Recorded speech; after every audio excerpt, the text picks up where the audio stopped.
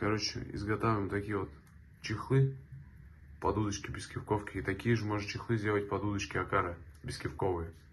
Только уже полностью будет удочка лежать в чехле. Это вот такой вот вариант. Вот я удочки изготавливаю без кивковки. В выпуклом варианте. Вот так он открывается, бокс. Удочка достается. Вот такие вот удочки. И хлыст удлиняется. Такая вот бескивковка получается. Также ты ее вот складываешь обратно. И здесь под хлыст лежит мягкая пенка с пенной полиуретан. Вот так она складывается. Удочку положил с хвостом. Одеваешь так сверху. Крышку. Вот все. И удочка вся защищена.